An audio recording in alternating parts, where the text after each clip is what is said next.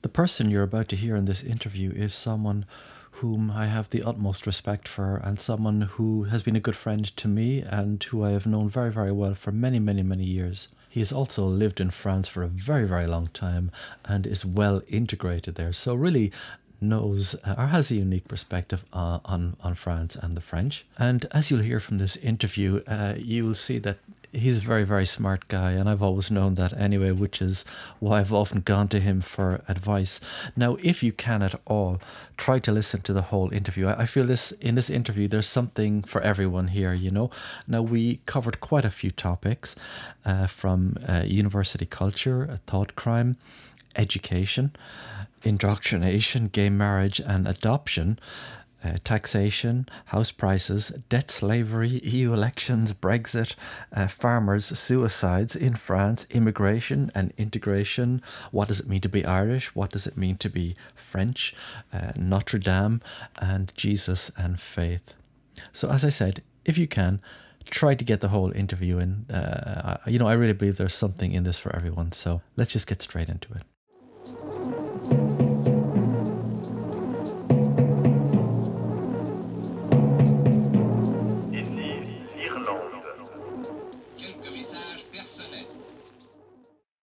Okay, everyone, welcome to this edition of the Irish Megaphone. Now, as you probably already know, I've hinted that I'm going to be bringing more interviews into this channel, and today I've got a special guest all the way from France. His name is Peadar Somers. Peadar hails from Charleville in County Cork. I've known Peadar for many, many years.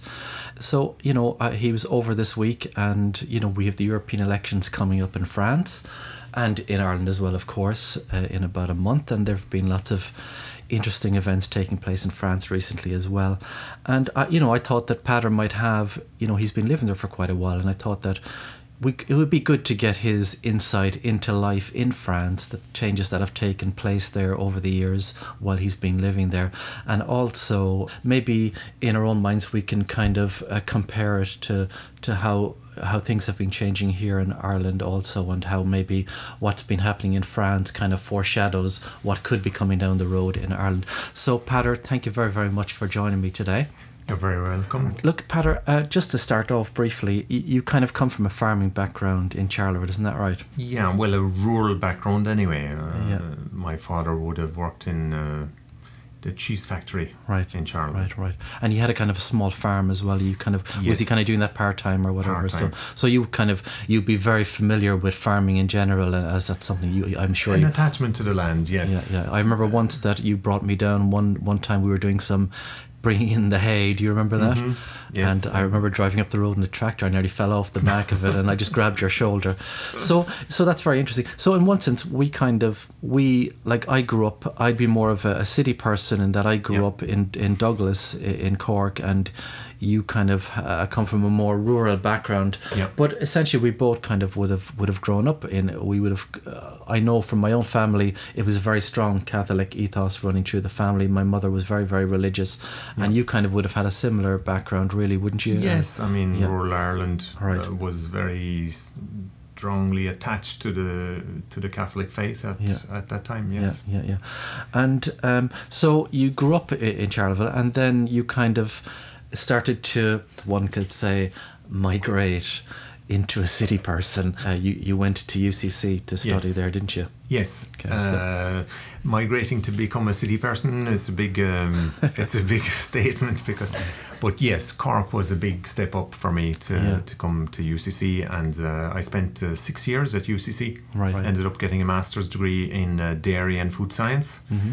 I loved UCC. Mm-hmm. Yeah. Got to play rugby and participate in the student life, and they were very formative years. So very, very positive experience. And we kind of bumped into each other really in UCC, didn't we? Yes. It was kind of, and I have to say too, just from my listeners as well, that in one sense, in my mind, Peadar is one of the, let's say, wiser people I've met in my life. I would very much. Maybe mentor would be too a bit of a stretch in one sense, but I suppose I always would have seen you as someone who was highly organised person, and always made the wisest choices, whereas I would have been the kind of opposite, a bit more reckless. and I would kind of made enough mistakes in life for both of us, really, you know. I don't think my wife would agree with you at all. Maybe not, yeah, maybe not. So the thing is, like, my listeners are aware of the fact that, you know, while I do, this channel does deal with current affairs and all that, I kind of try to approach things from a Christian perspective, and it's really through you I became a Christian, really, isn't it? Kind of bumped each one in the restaurant, I think. In the campus kitchen. I was and reading. The campus kitchen is still there. It's still there, yeah.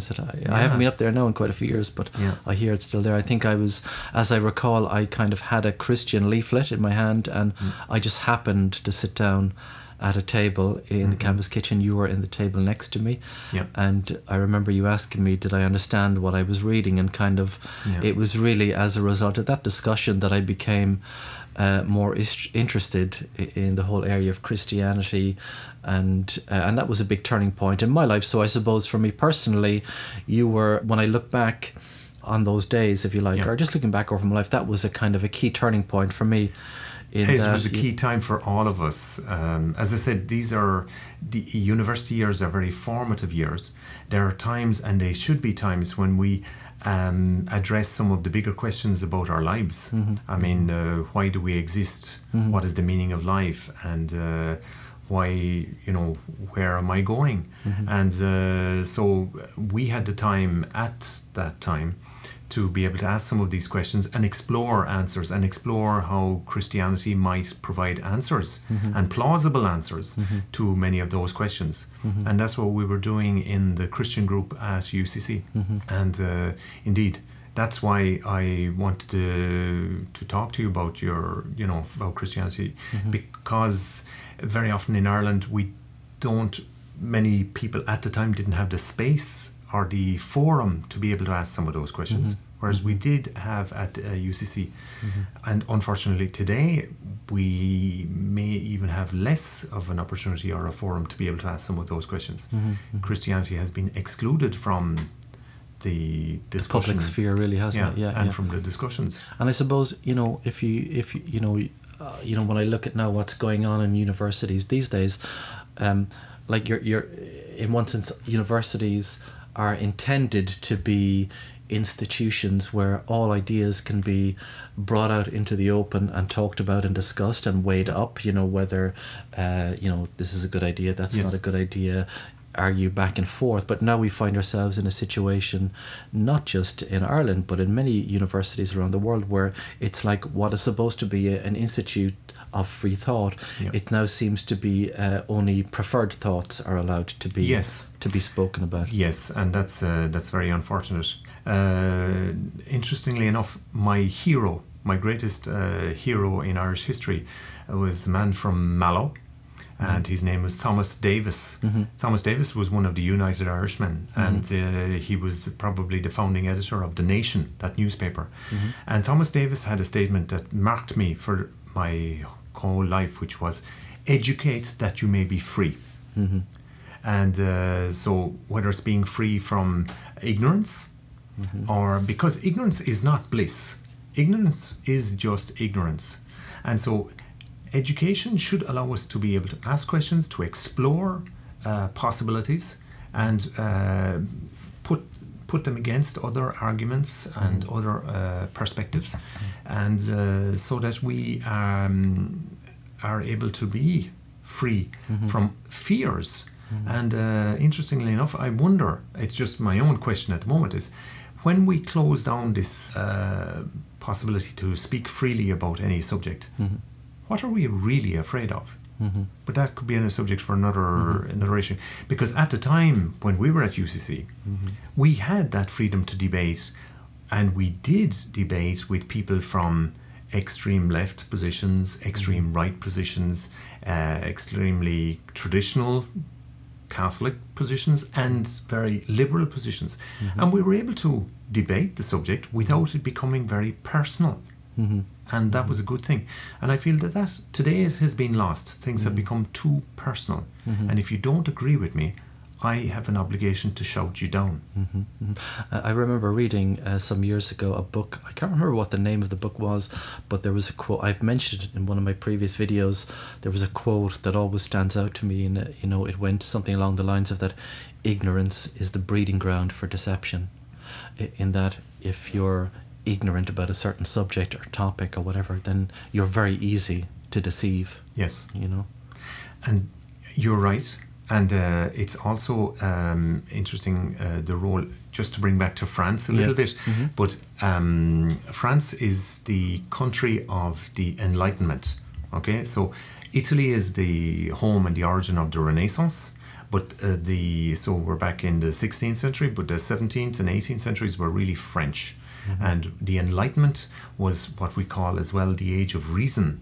And it caused just a blooming of intellectual and academic research in France. And France was at the forefront in many disciplines such as chemistry, physics, mathematics.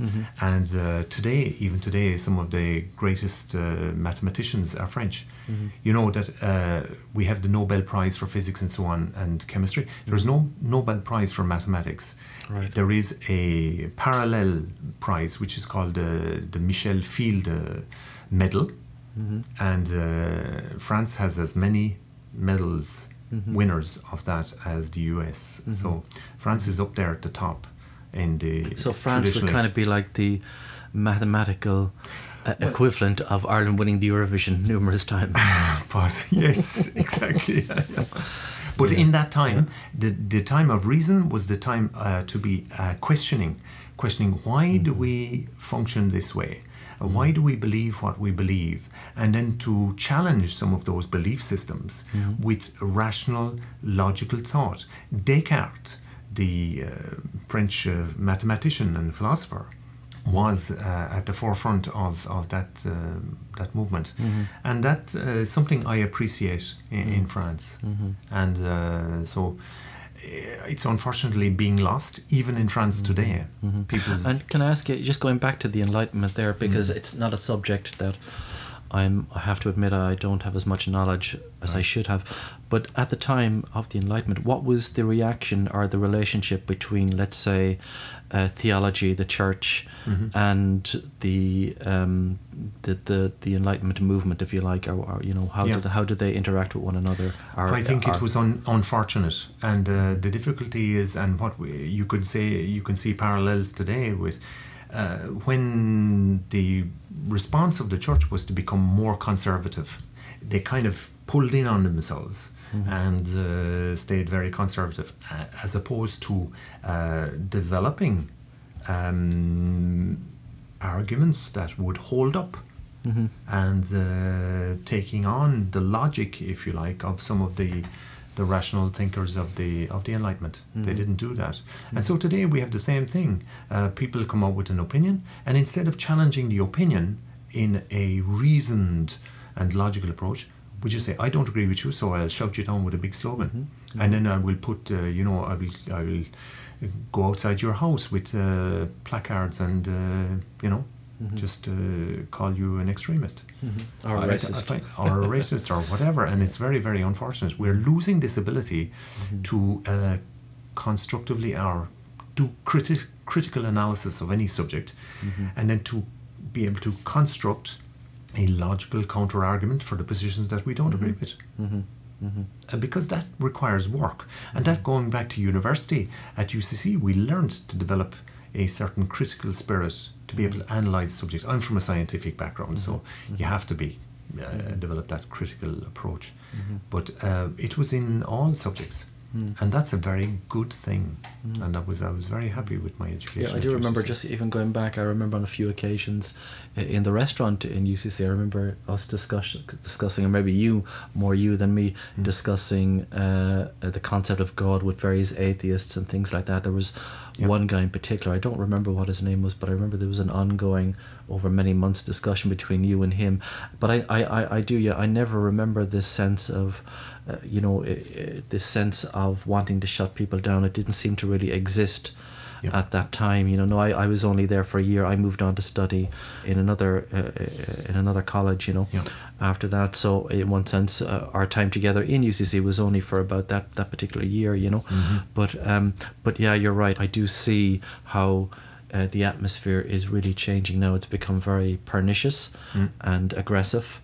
And you know, you see it. I mean, I don't know if you've seen my video there on YouTube. There was one where it's called "The Public Face of Evil in Ireland," where you see it's like a form of self-hypnosis and slogans, and how shall I say? It's like a kind of, you know, when the old vinyl records, when you scratch a record, if you scratch it in a particular way and then you play it, it keeps hopping on that one particular groove, you know. Yep. So now we have a generation of people who are kind of stuck on one kind of groove and are constantly repeating the same message over and over again, are not really sure why they're saying certain things, but they've kind of been programmed to, it's like Pavlov's dog in a way, you know, the old Pavlov thing where I can't remember how he did it as well. Was it a whistle or what? And a dog would respond. A bell, once they hear a bell, exactly, it was a bell.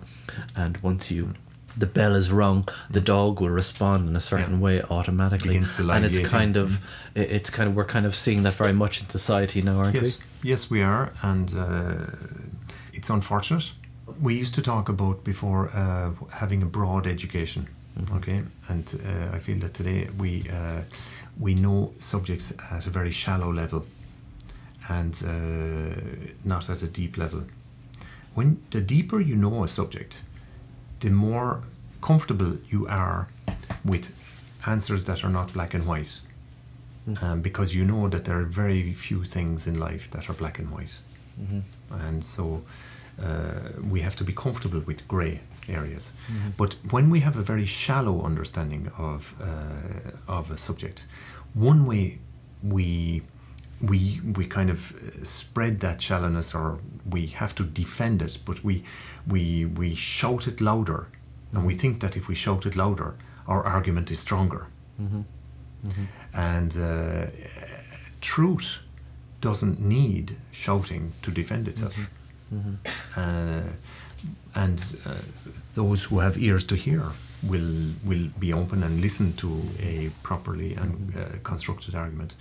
But those who don't want to hear will never hear. That's just the way it is today. And you know, what people don't realize is that they are being influenced by other people. So politically correct thought, politically correct speech is originating from a smaller group of thinkers who are thinking, and they influence the other people, and then the other people, the broad spectrum of people, just repeat some of the shallow arguments that are fed to them, like slogans. So there's a real sense of lacking. If you look at the classic liberal, when I say liberal, I mean classic liberalism, the form of education where people were taught how to think in a critical manner, and we've kind of moved from that to a kind of what would be known, I suppose, as critical theory, where everything has to be criticized, you know, without the sense of critically being able to critically think as to whether it's a justified criticism. You know, isn't that the essence of cultural Marxism? Skepticism is okay. Skepticism is a good thing. The thing is, though, to be open to the fact that being skeptical or doing proper critical analysis of the subject may lead you to find an answer that is in opposition to your original thought. And if people are open to that, then we can go down that road. If people are closed, they won't want to go down that road, because one question leads to another, and then we are talking about our security mechanisms. But no, it's it's complex on one level, but simple on another. People, we have influencers, and people being influenced, and the mass will just use volume as an argument, and it's not. Yeah, when I think back, when I was a bit younger, in one sense, if I'm being honest, maybe on many issues, I would have been someone who would have been an influencee as opposed to an influencer, you know. I would say as I really, after I became a Christian and maybe started to insert a different standard in my life, insofar as as you grow older, I think I've heard someone say as well that most people when they're young they tend to vote liberal, but the older they get, when they start to work, pay taxes, they start to become more conservative, and I suppose for me when I was young, I suppose like all young people really, when you're a teenager in college or whatever, you can be there's a sense of being idealistic, and unless you've come from a particular background, family background, it's very hard to be to swim against the flow. Yes. In that kind of environment, where everybody's following the latest fad, or at the moment now we can look at various fads, the climate change fad, the LGBT transgender fad, things like that. So it's I can give you a concrete example. Was it last year you had a referendum in Ireland about gay marriage? It was 2015, okay. I think. Well, in France we didn't have a referendum, we just brought it in as a law. Okay, but there was no debate, and I felt that in Ireland maybe there was no real debate either. Well, I would say there was no debate insofar as those who opposed gay marriage weren't allowed to have their voices heard. No. Now, on one level, you can say that the motivation of many people who voted in favour of gay marriage was this desire to be inclusive and to not have people in our society who would feel excluded. And you can say that, well, that's good. But they didn't necessarily think through all the potential consequences. And so in France, where we've had gay marriage before, before France or before Ireland voted it in, we've had it for a while. We're beginning to now understand some of the consequences.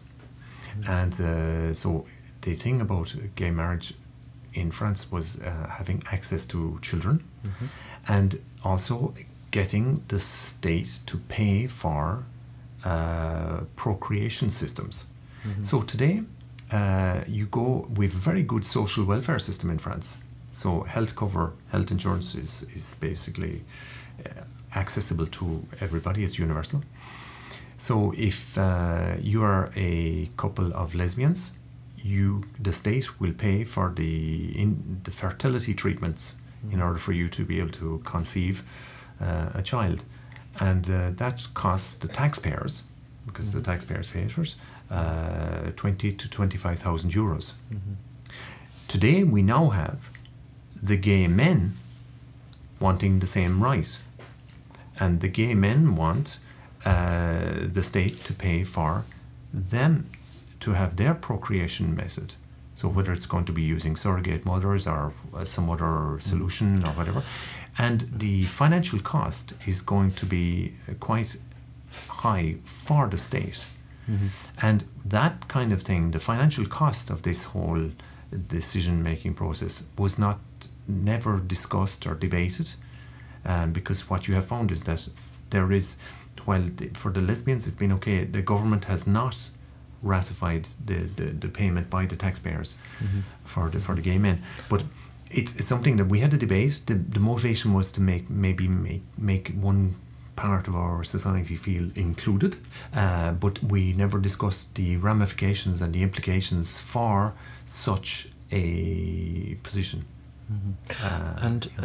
As far as, let's say, female couples or male couples having children through that state-sponsored system, how does it work? Where, for example, in the case of two women having a child through artificial insemination or whatever, does the donor, whoever the sperm is donated from, does that person have any rights as the father of that child, or any future access to? Well, how does that work? What is happening? If you see what I'm getting at. Yes, yeah. Well, the funny thing is that when you give birth, on the birth certificate, you have a father and a mother. That's been changed now in the French law. I think it will happen in Europe too, is to parent 1 and parent 2. I think I heard something about that. Yeah, so the idea of father and mother is being put out the window. Eliminated, essentially. But as regard to, I think that they will have to keep a record of who actually was the biological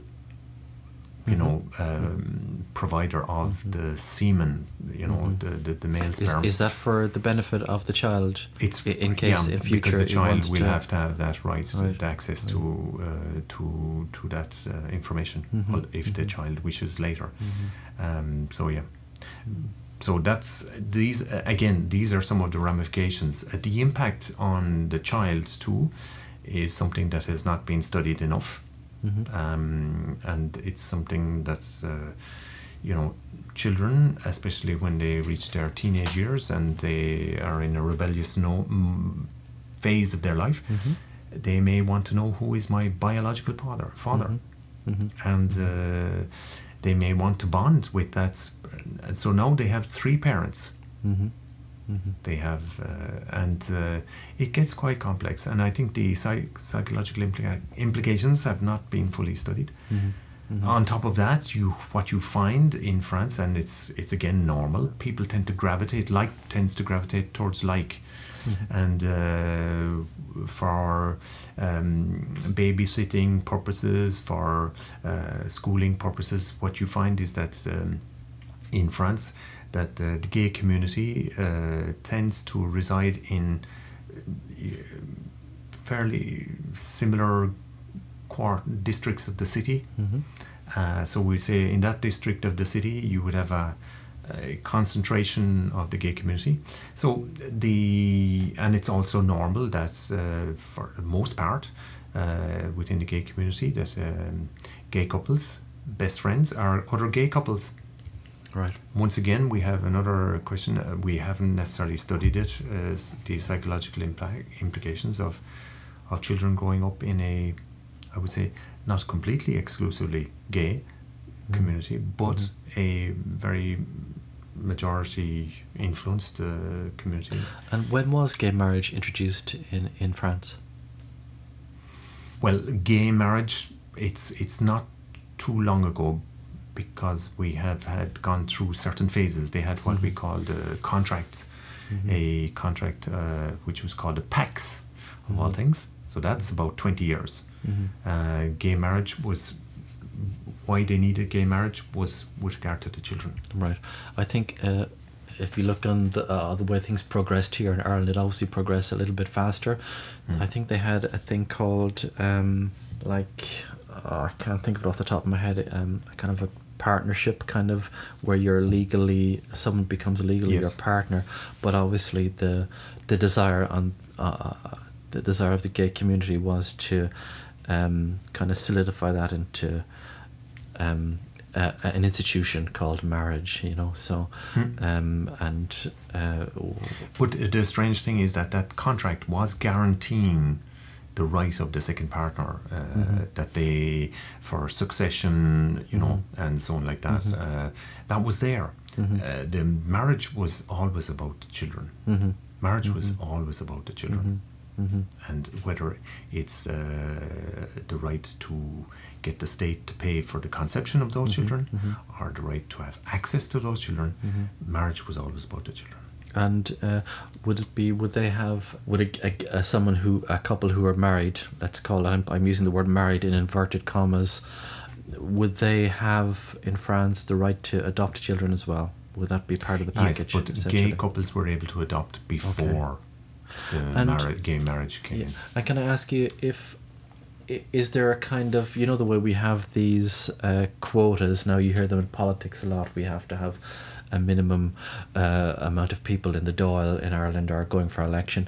Is there do you know if there's kind of quotas, if there are heterosexual couples and gay couples and they're both seeking to adopt children in France, is there a kind of I have no idea. Is there kind of quote in favour? Okay, we have to have a certain amount of gay parents adopting, and a certain. No. You just don't know. No. You don't know, yeah. No. The only thing I've noticed about that, if you want to about quotas, is today in French, on French TV, French produced movies or French produced TV series, you have to have a gay couple in the movie. I don't know if it's a have to, but I have not seen any French movie produced in the last but look at 10 years. I think really, like, we've seen that, and that's not just a French phenomenon. You know, we were chatting with, it's like every sitcom. I don't watch TV that much now. I just tend to watch movies for the most part. But it's like every sitcom or TV show has their kind of designated gay couple or gay person character.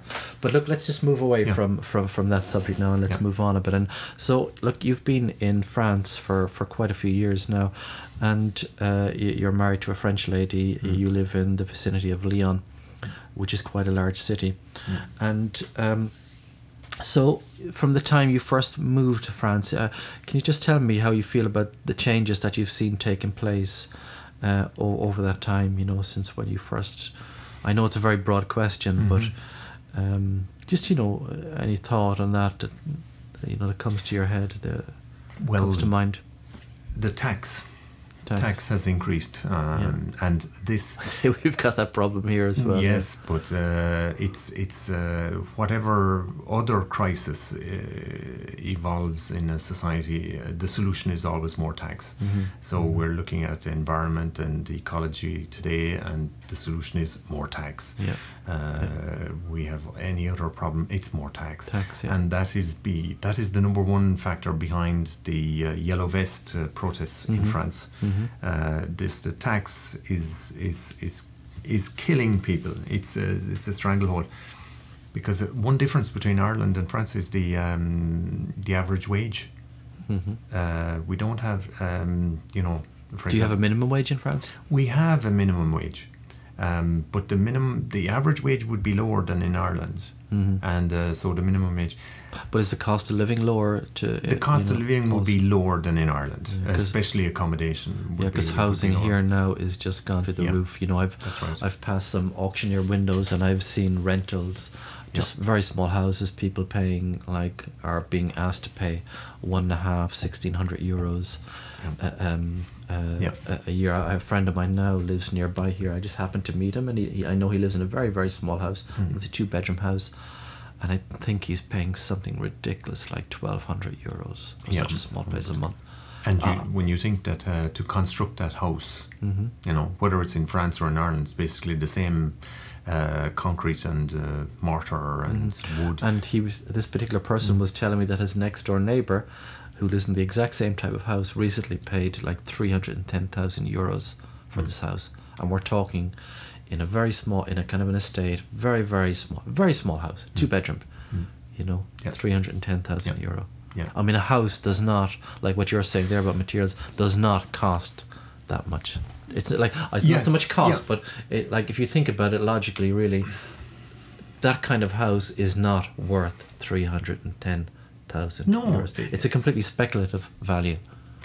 Yes, it is. And you know, if we want to, I'm not looking at conspiracy theories too much, but what happens is that people end up being slaves of the banks. They're slaves to debt. But isn't that what the bank's product is? Really, a bank's product, like people, you know, debt is in effect a bank's product. That's the product of a bank. That's their service, is debt. Yes, but the social aspect, it means that you are keeping people in a form of slavery. You cannot not work because you have so much money to pay back. And so people's life, in France we say they take a cycling metaphor, and they say you're pedaling your bike all your life, and you can't stop pedaling, and you're waiting just for one thing in your life, and that's retirement. And when I can retire, then I can stop pedaling, and then I can begin my life.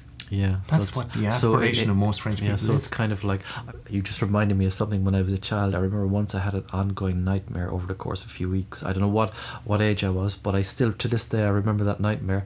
It was this long, never-ending road, and I was cycling a bike, and it was just constantly cycling. There was no end. there was no end to it. That just popped into my mind.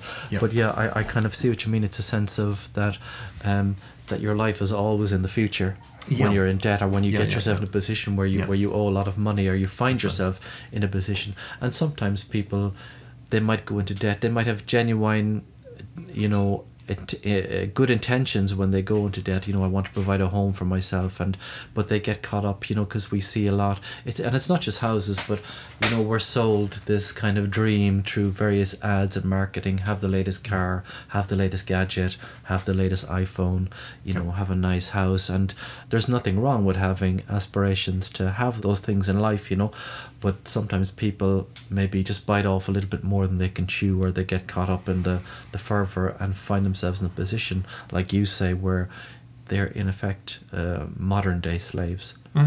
And the leaders of our society are not protecting them.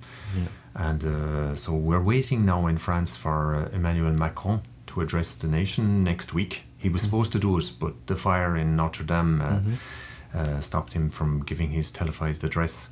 And because they had a consultation over several months to hear and listen to the people of France express their grievances, many of which were brought onto the streets by the Yellow Vest protests.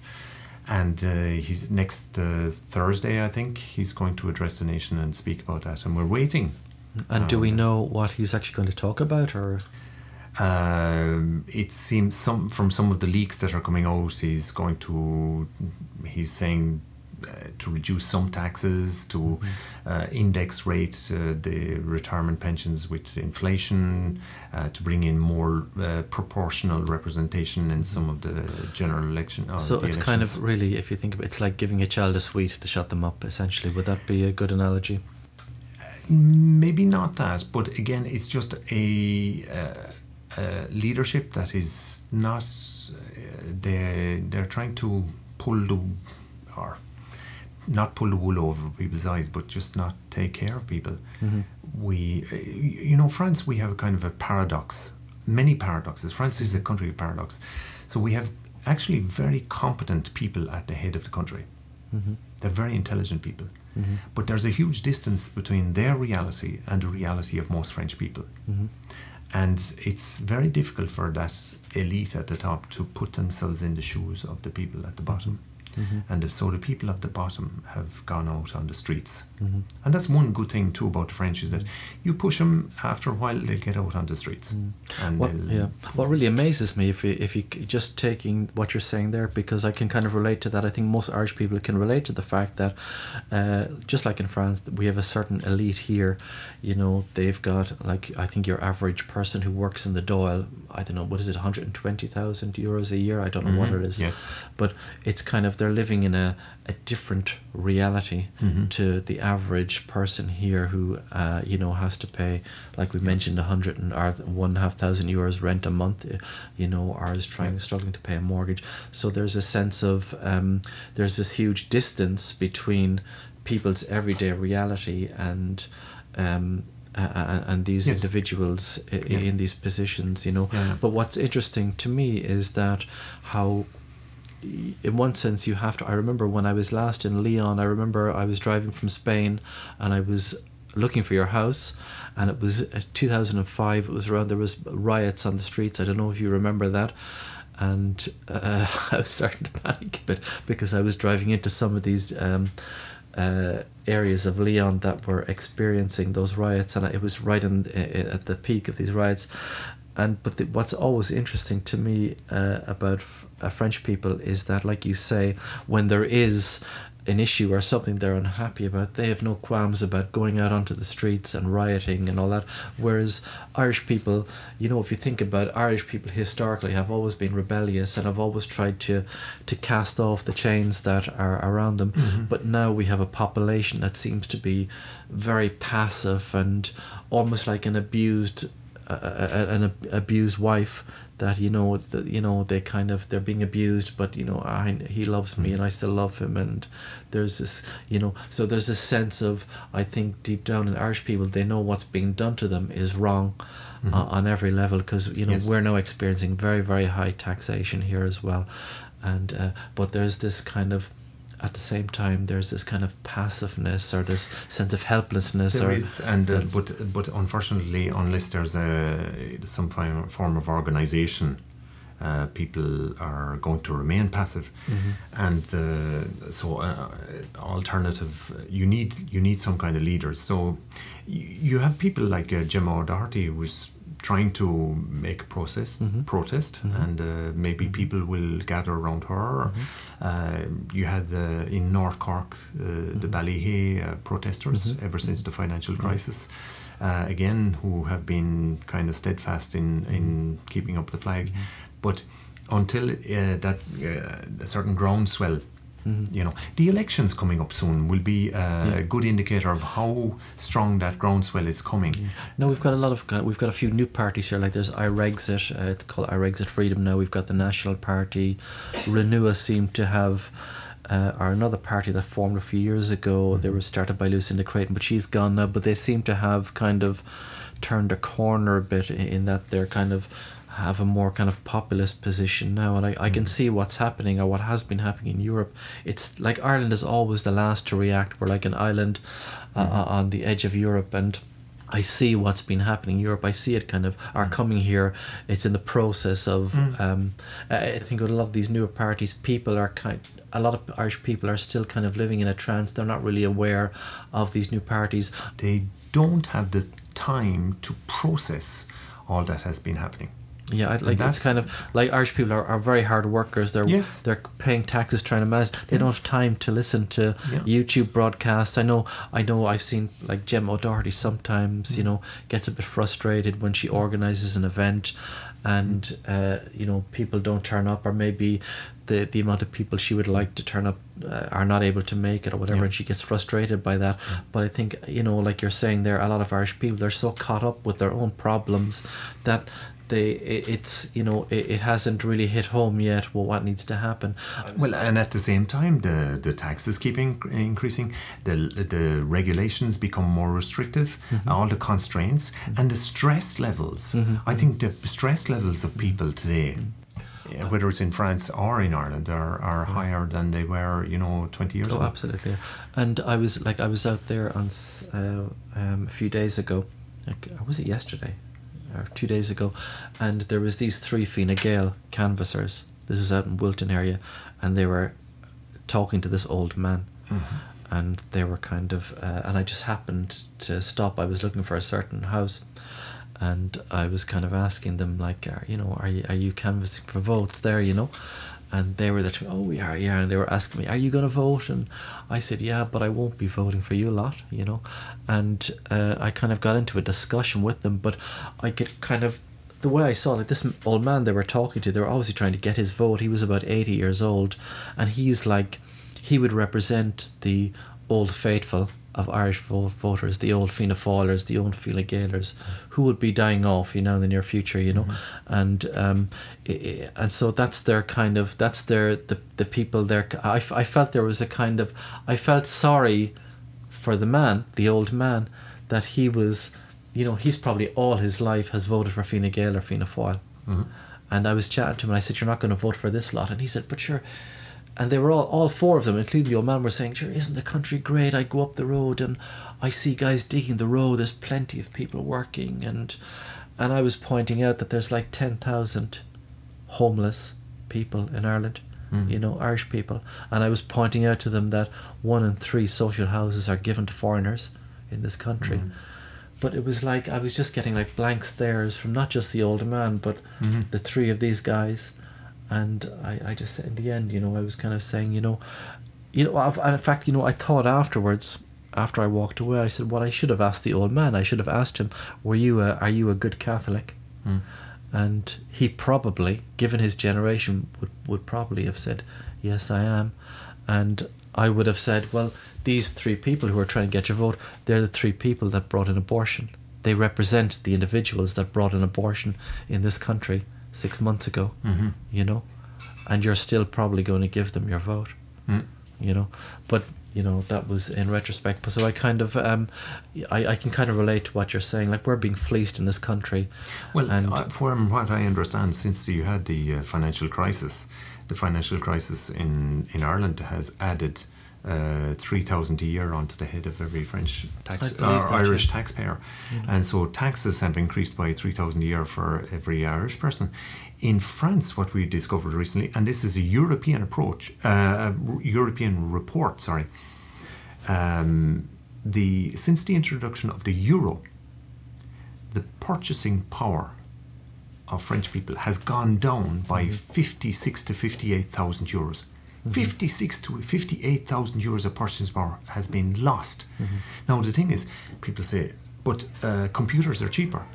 But you ask any French person, how far does their money stretch today compared with 20 years ago when the euro was introduced? And they will tell you, you know, it's not going. It has, the purchasing power of the Germans has increased, the purchasing power of the Dutch has increased, but all the countries in Southern Europe, the purchasing power has decreased. So Europe has not made us richer. Europe has not made us feel more secure. People feel less secure. And that's why in the European elections in France, what you will find next month is that people are going to move to the extreme left and to the extreme right. In the last European elections 4 years ago, it was the former National Front. They've changed their name in France. And they are the #1 party in France. And interestingly enough, the only proportional representation elections in France are the European elections. So the French system really is kind of first past the post, Yes. kind of like in the UK. So just getting onto the election, so you see a big split going either radical right or radical left in the elections next month. Yes. People's intentions would be either Jean-Luc Mélenchon, which would be the extreme left, or And Marine Le Pen. how is Marine Le Pen getting on? What's the story with her? She's changed her tune now. She's saying she's less anti-Europe. She's more pro-Europe. She doesn't want to leave Europe and so on like that. To be honest, will she run for president again next time? I hope she won't, because she's not a credible option. You don't feel she's... And why do you feel that, Peadar, or just briefly? Well, when I watched her in the debate with Emmanuel Macron the last time, she was very poor. Right. She was not able to, going back to what we said at the beginning, to critically construct her arguments properly. Now, I know she has a niece who's quite smart. Could you tell my audience a little bit about her, just briefly? Yes. I've forgotten her name. It's because she's Marshal Marion. She has pulled out of politics for a while because she wants, on the one side, for family reasons, but she has also decided to start a business school, and she would have stronger positions. But again, what was unfortunate with Marine Le Pen was that she had one guy in her team who was a strong academic, intellectual, and they had a falling out. And Philippot was his name. Right. So will she be back? I suppose is what I'm... Marion? Yeah. She'll re-enter politics, I would assume, or will she? Wait and see. It's hard to know. We don't know. Okay. Yeah, life is not... No. Now, can I just move on a little there now? And, just how is Brexit being received in France? What's the prevailing view of Brexit? What surprised me, the French are as confused as everybody else in the whole of Europe about Brexit. We don't know what's going on. It's almost like I feel this confusion. It's almost like it's an orchestrated confusion in order to make it Brexit, the reality of Brexit, as difficult to achieve as possible. Would you agree with that? But it's a multi-factor thing because the British politicians, it's like, you talked about the Irish political parties, the Fine Gaels, Fianna Fáil, and then there's the Sinn Féin. But in fact, there's an awful lot of political parties where they're full of May Féiners. Right. And so when you have a crisis like the Brexit, what you see is that quite a number of politicians are trying to make political gains for themselves. So now we have deeper drivers like being power hungry and greedy or whatever, but they want to see what kind of political gain. Again, are they really fundamentally interested in what the people on the street want? Are they willing to make compromises to find a solution that would be the best for everyone? I am not convinced.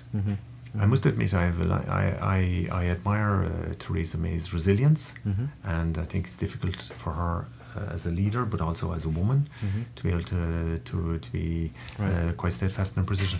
But going back to Brexit, what I find unfortunate was how the French politicians are very anti. They want to be very hard. They're pushing the British to make it as difficult for them. They want to really teach the British a lesson if they choose to leave. And the only major country in Europe with whom France has a trade surplus is the UK. So they're shooting themselves in the foot, because if they're going to push for a kind of a hard Brexit, so to speak, then they are going to find it more difficult to sell their French lamb, their French agriculture, their Peugeots and their Renault, Peugeots, but also their wine, cheese, agricultural produce, which they are selling to the UK.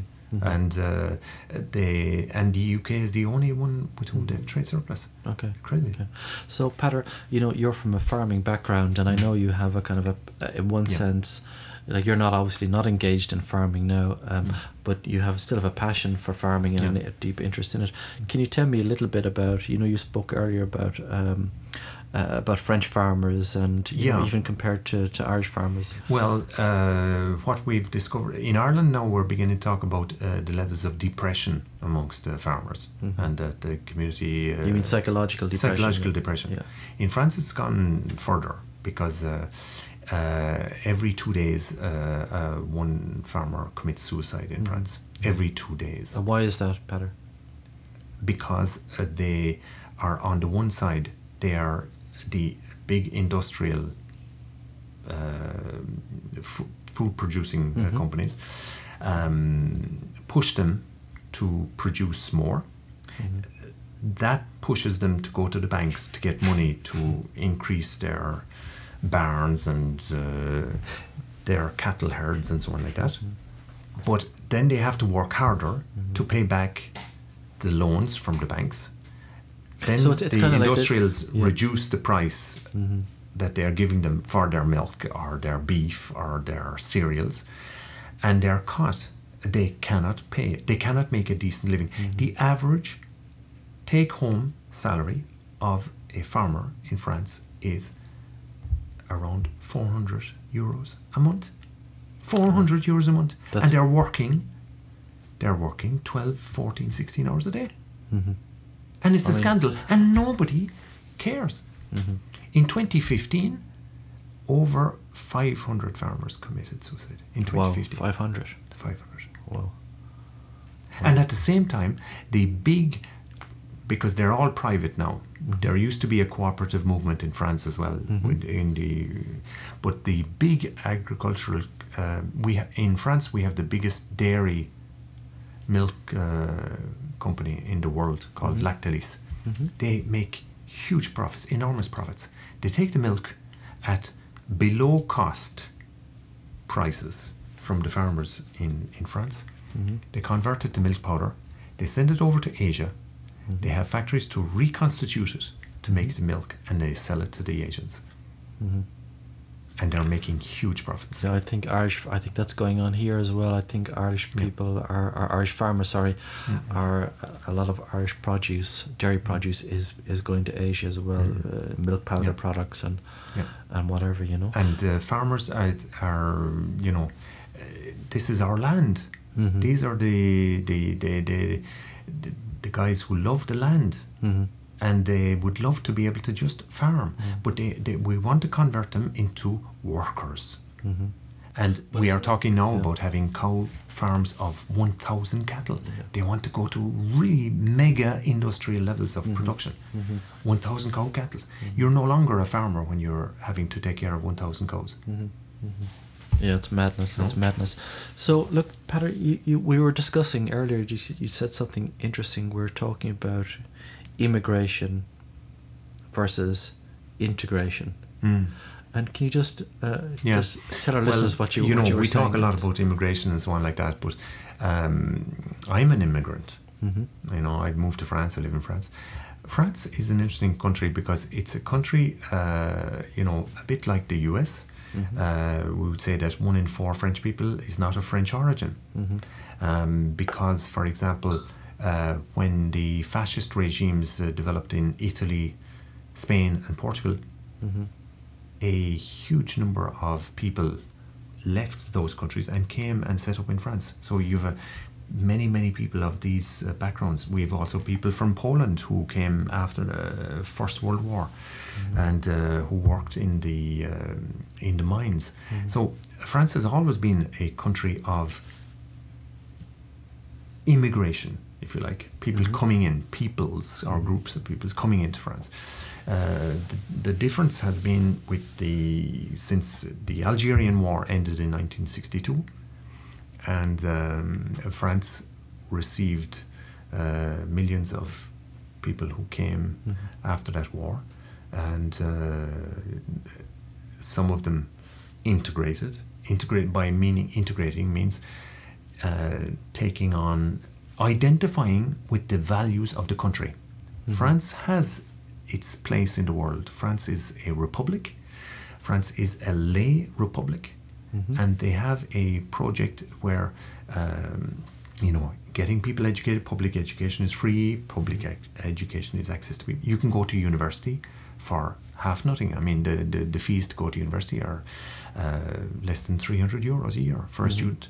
Everybody has access to education, and so that is there. But when you have a immigration, so there, I have nothing against immigration, provided we have integration. Right. And that's a two-way street.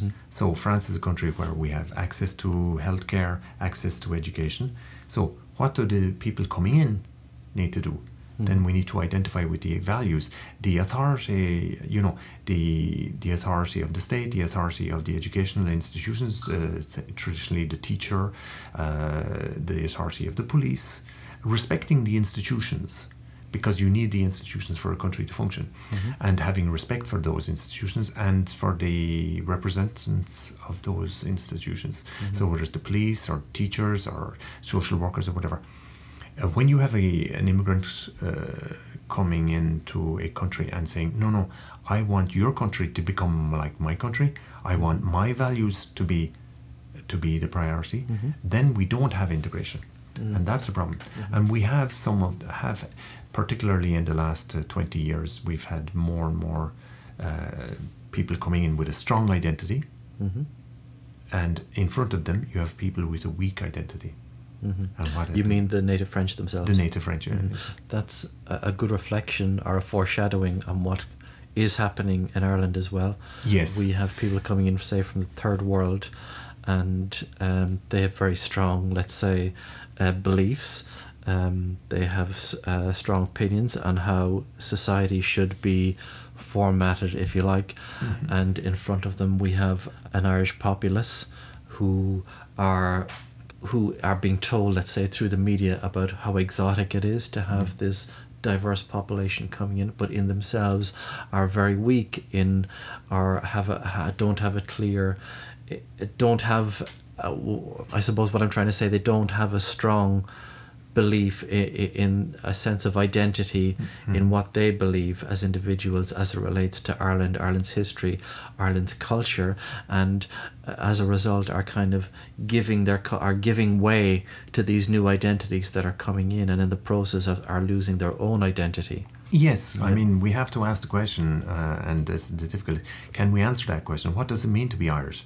What does it mean to be French? You see, as I said, there is a French project. So what does it mean to be French? French means to be, you know, that we have a separation of church and state. Okay, we have an idea of the republic, the institutions, the way the respect for those institutions, Republican values, solidarity. It's still part of the DNA of the French people. We've seen it after the fire in the Notre Dame as well. you had the big sponsors coming in with money, but many small people from all parts of life and all kinds of social classes who were giving money for the reconstruction. Solidarity is a strong part of the French DNA as well. So there are values that need to be taken on board by anybody coming in to that community. And then you can ask yourself in Ireland, what are those inherent values that people coming in need to adopt as well? I'm not talking about religious, they can be of their own religious persuasion, but that their religious persuasion doesn't impose on the Irish values that are part of the DNA of Irishness. Just as a brief, how would you compare French people to Irish people? How would you, I know it's a very broad question again, just briefly. I can give you a very simple answer. The biggest difference between an Irishman and a Frenchman is that the Irishman doesn't take himself seriously. And is that a good thing or a bad thing, or is it just a thing? It's just a thing, but fundamentally, life is a serious business in France. Yeah. So French people lack the, let's say, the ability to laugh at themselves. They have a lack of ability, but at the same time, they have also a very strong sense of their place in the world. And they are the center of, they have very high values when it comes to cuisine, food. And so food and wine are serious matters. Cheese is a serious matter. Is it? So is that why many people would who are not French, would perceive French people as being somewhat arrogant? The arrogance doesn't come from that, but yes, in a way that they have standards, but the arrogance comes from the education system, which causes a stratification of society, and France is run by an elite. As I said, we have a public service in France which at the top have some of the most intelligent people on the planet, and so some of those are very competent, and that's so. Would it be is French society structured in very much? Would it be embedded in or rooted in a kind of a class-based system, much more so than Ireland? Yes and no. The model would be the Roman Empire.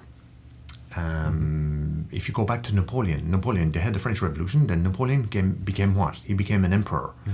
And so politically we see that you have the president. Napoleon's doctor is buried in Cork, did you know that? Down near Cove. I don't know which Napoleon. There was But Napoleon was coronated in Notre Dame Cathedral. Right. And anyway, going back, so Napoleon, he developed what we call the Code Civil, which is the rules for the organizing of society. He set up the public service. He set up the military, one of the top engineering schools, which is still there today. He set it up. And the way society was structured is a bit like the Roman Empire.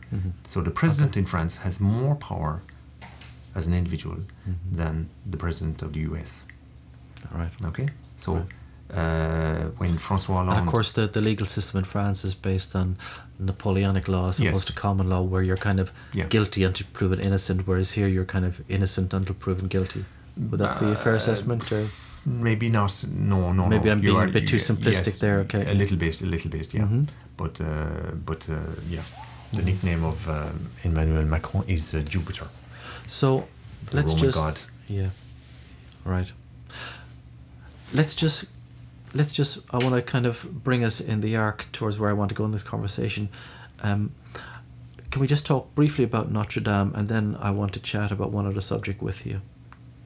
So, Peadar, I just want to, let's move into a brief chat about Notre Dame. And you said some interesting things about Notre Dame. We were talking about the fire that took place during the week. We were chatting here, myself, about the fire and how improbable it seems to me that such a building, such a carefully looked after building could have such an accidental fire. I just don't buy that it was an accident, and what are you're living in France, you have an understanding of how French people view that particular structure, and what are your feelings about it, or what are your thoughts about the whole event, and how is it how do French people feel about losing such an important structure, or at least seeing it severely damaged? I think that everybody has seen the response and the place that Notre Dame Cathedral has in the hearts of French people. I think President Macron spoke about it as well. It's part of the French history. It's part of the French identity. And the interesting thing about the Notre Dame Cathedral is it doesn't belong to the church. It belongs to the state. Now that was we chatted about that earlier, and I found that very, very interesting. Can you just explain that to our listeners? You know, we had at the Revolution, at the time of the French Revolution, all ecclesiastical property was seized by the state, taken over, and so all that property became the property of the state. So that's why, for example, in Paris, you have Notre Dame, but you also have the Sacré-Cœur, and the Sacré-Cœur, which is in Montmartre. It's the big cathedral with the steps going up to it. That was built in the latter part of the 19th century, and that belongs to the church. Right. So basically, everything before the French Revolution was appropriated by the state. Exactly. Yeah. Unto themselves, if you like, and everything, any church buildings built after that, only those ones actually belong to the church. Yes. No, the ones that were confiscated are the state allows them to the church to use the buildings, and that's fine. But ultimately, the property belongs. And what was the purpose of them taking all those buildings, but then allowing them to have, their normal church? Well, there, I mean, Napoleon signed a concordat with the Pope, right. and so that gave a place back, because he also brought freedom of religion. I mean, the Protestants in France were persecuted before the Revolution. At the Revolution, they were given the equal rights, as were the Jews. And that's why we also had, there was a significant Jewish community, and 67,000 Jews were deported to the German concentration camps during the Second World War. Yeah, I saw a very interesting. I actually have it there on disc. It's a film called The Roundup, about that very period, and it was a very, very interesting movie. I would highly recommend it to all my listeners. But look, that's bringing us nicely now into this final part, final section of the interview. Now, Peadar, I've known you a long time. I don't get to see you too often. We chat by phone on occasion and by Skype, but you would be someone who, I would say, has a very strong Christian faith. Yes. And can you just explain to my listeners? I grew up in my family were my parents would have been quite religious. It would have been very much what I would term a religious system. In that, be it Catholic, there are many religious systems, be it Catholic, Protestant, or whatever. But when you say to me, I have a strong Christian faith, it's kind of beyond a system, really, isn't it? Can you just explain that? Yes, because if you look, if you use a synonym of the word faith, it would be the word trust. And obviously, trust always just depends on the object. What are you putting your trust in? I mean, we're sitting on chairs here now, but if I didn't trust the construction of the chair, I wouldn't sit in it. So it's the same with any belief system. Can you trust it?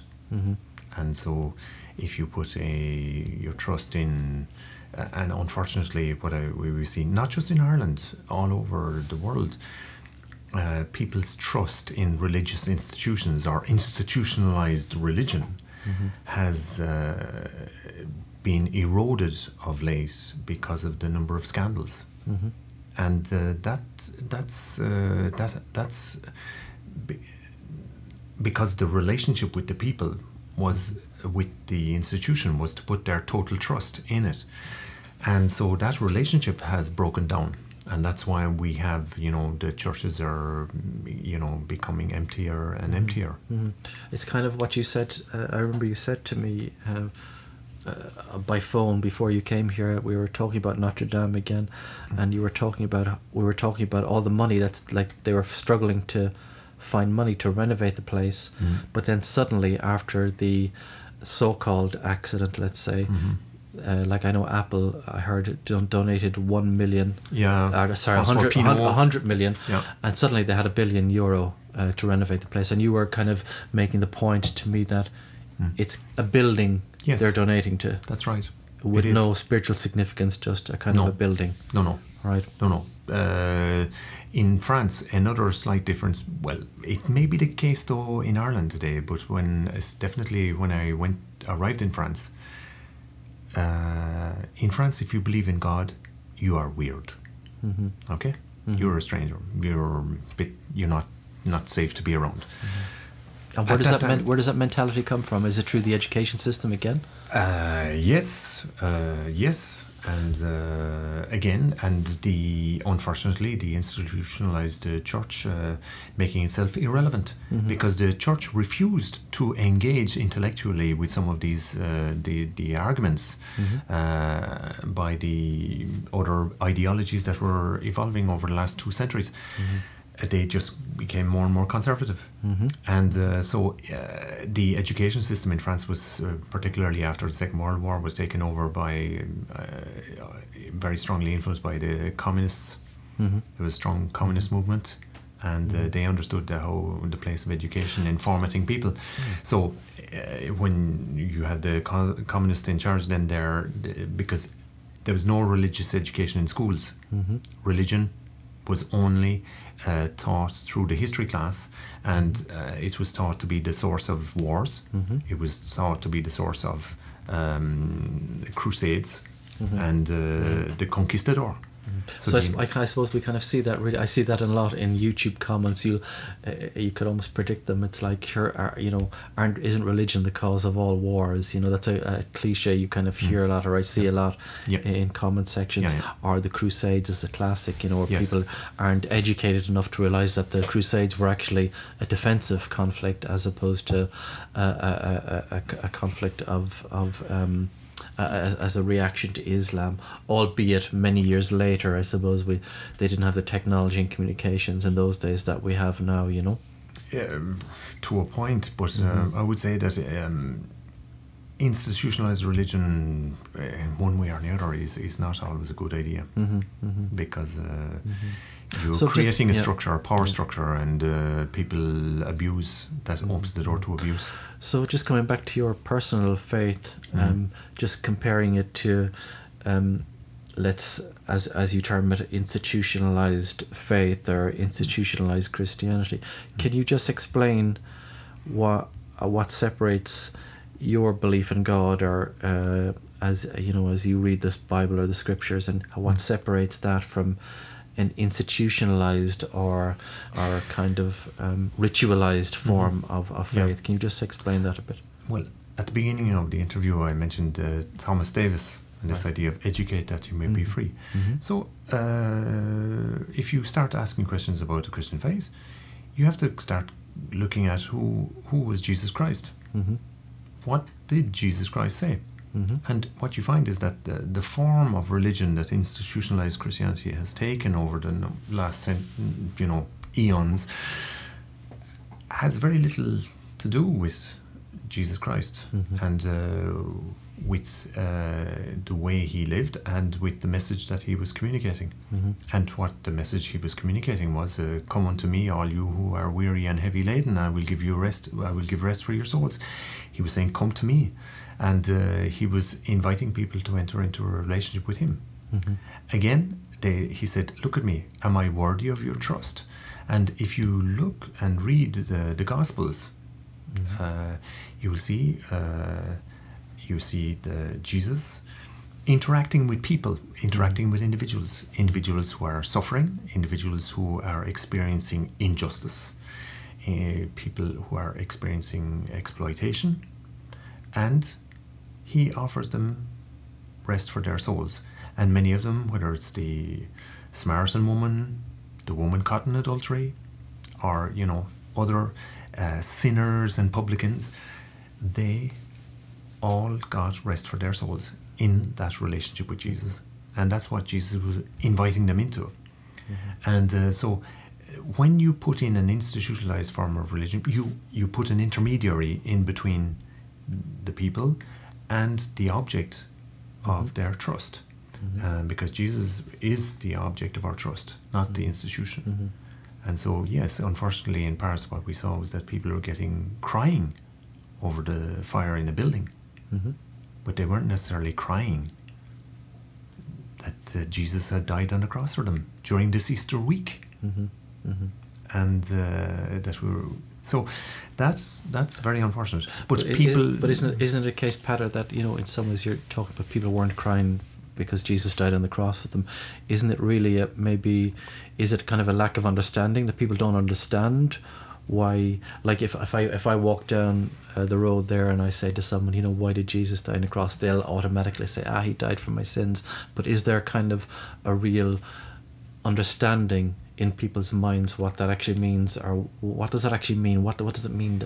Why did Jesus die on the cross? I know we have the cliche, he died for my sins, but do people have a real grasp of what that actually means and how significant it is for their life? Or it depends on the individual, and it depends on where they go to find the answers. And if you know, people need to, and I think it's a good quality to ask questions. And so your interviews and the Irish Megaphone channel is there to ask questions and to seek for answers, and that's a very good thing. And people should ask questions and then not be satisfied with blasé or simplistic answers. And so if they're not satisfied with the answers they get from their institution, then they should continue to seek and find answers. So you would, like, where would you recommend people go to look for an answer in this particular? I would say initially, why not take one to read for themselves one of the Gospels. I would say probably either the Gospel of Luke or the Gospel of John. They're the most accessible, probably for our culture, our 21st century mindset. Maybe the Gospel of John would be the most accessible. I would recommend reading one of the Gospels, first of all, getting a sense of who Jesus is, what is he saying, what might he be saying to me, are there questions that he's asking me and or that I should be asking myself, and then trying to, and then if they're not able to find answers, then to find somebody that they could trust to help them find those answers. It's kind of interesting because you know, I was having a discussion, let's call it a discussion, with someone on Twitter last week, someone who was a former I was formerly involved with Atheist Ireland, and it's interesting to me how people will argue with you about God, but it's all based on hearsay or misreading of what the Bible actually says. Because he was I was kind of, in the course of the conversation, I was asking him, well, could you give me an example of some contradictions in the New Testament or in the Gospels? And he came back with a number of answers, and I kept explaining each one to him. And like, one example was I think it's the Gospel of Luke. It was the resurrection, the Gospel of Luke, and I think it was John, I'm not too sure if it was John, or it could have been Mark, where one says there were two angels, and one says that one angel spoke in one Gospel. And now what I was trying to explain to him was that the one where there was one angel, it doesn't mean there's necessarily a contradiction. It was just a case of that in one Gospel it said that one angel spoke. It doesn't say there wasn't another second angel. And another Gospel said there were two angels, you know. Yeah. So the point is that when you rely on hearsay and not go to the source material yourself, it's kind of easy to fall in. We talked about a record groove, scratched groove earlier on, you know, and you don't, like he was claiming a contradiction where in fact there was no contradiction if he'd actually read the texts, really. I suppose that's really what you're saying, is to go to the kind of source material and read for yourself rather than relying on someone else's opinion. Yes. No, obviously if we have questions, if there are things in the source material that we don't understand, it's good to go to somebody who might be able to help them. But fundamentally the message of Jesus was to show us how much God loves us, and not in a love in the modern sense of what we love, but just God is absolutely crazy in love with us, and he wants us to trust him, and he wants to have a relationship with us. And he was showing us that he is trustworthy. Mm-hmm. And we need to read to be able to make up our own minds, Mm-hmm. and then to see what was Jesus on about. Mm-hmm. Jesus, he wasn't the most, he was Jewish, but he wasn't necessarily the most respectfully religious Jew of his time. And so he didn't, his plan was not to start a religious institution. And what would you say to someone who would say to you, I don't really need God, I don't need Jesus? What would you say to someone like that? Or I'm not going to tell people, what they should believe or not, in the sense that if they believe that, that's unfortunate in one way, but it's their choice. Mm-hmm. Their people are free to believe what they want. I would say you keep asking questions, Mm-hmm. and you should ask questions. Mm-hmm. And it's like the Polish philosopher and astronomer Leibniz, when he says, why is there something there rather than nothing? Mm-hmm. So start with that question. Mm-hmm. Ask yourself. Mm-hmm. Mm-hmm. And then let that lead to other questions.